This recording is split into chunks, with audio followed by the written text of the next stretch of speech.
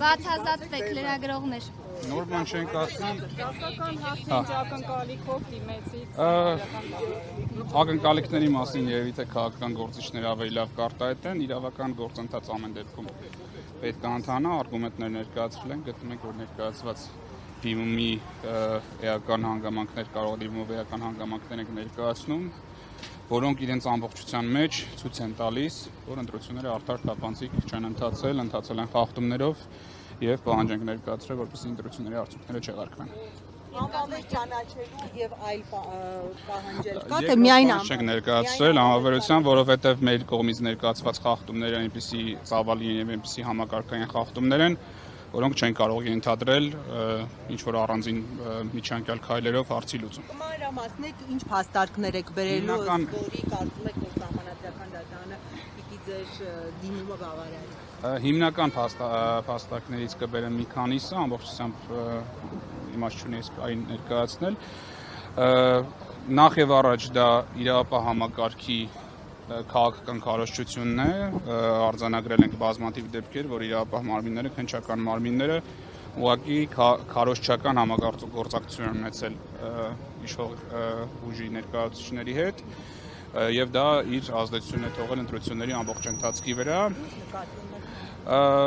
Կատարել են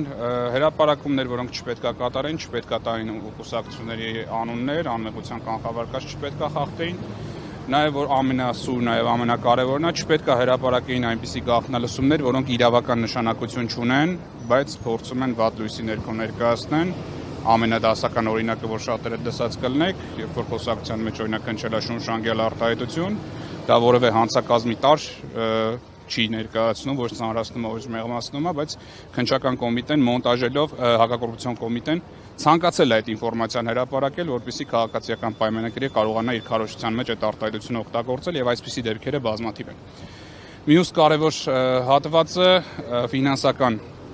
հաշվետվությունների հատվածն է, մենք կարծում ենք, որ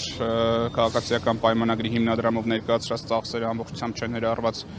հիմնադրամում ամբողջությամբ չեն ներառված այն ծախսերը, որ կատարվել են, բացի այդ մի շարք միջոցառումներ, որոնք իրականացվել են պետական բյուջեի հաշվին, նույնպես պետք է ներառվեին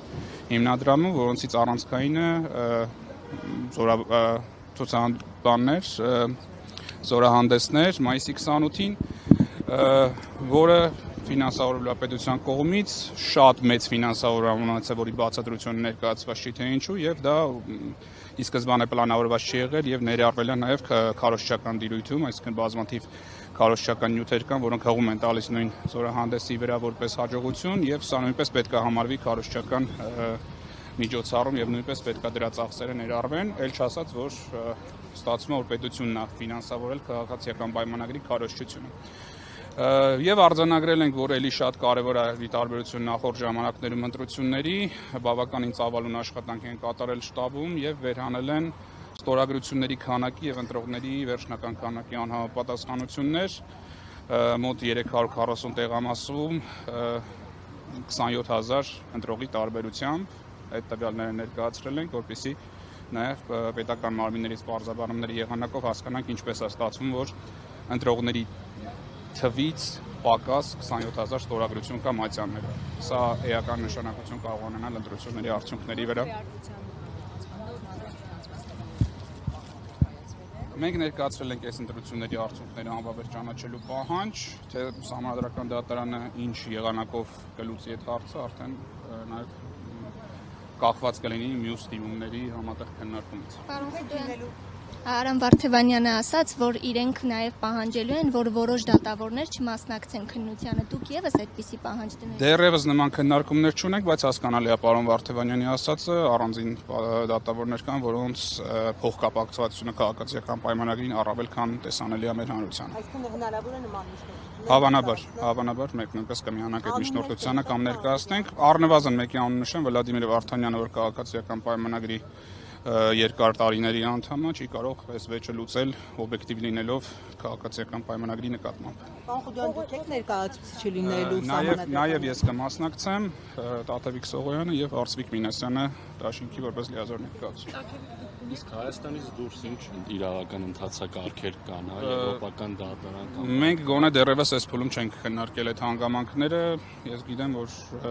մասնակից մյուս ուժերի ներկայացուցիչները նաև այդ ուղղությունը քննարկում են, անհրաժեշտության դեպքում նրանց հետ էլ կհամագործակցենք։ Պարոն Խուդյան, դուք Սամվել Կարապետյանի նկատի ունեմ Հայաստանը, Սամվել Կարապետյանի դիրքորոշմանը հայտարարությունների ինչպես է արձագանքում համախմբման։ Այդ քաղաքական բնույթի հայտարարությունը թույլ տվեք ես չպատասխանեմ։ Եթե իրավական Եթե հարց ունեք, կարամ ինչ ժամանակահատվածում գործերը կքննվեն։ 15 Օրենքը հստակ նախատեսում է 15 օրյա ժամկետը օգտեն ընդունելու բայից։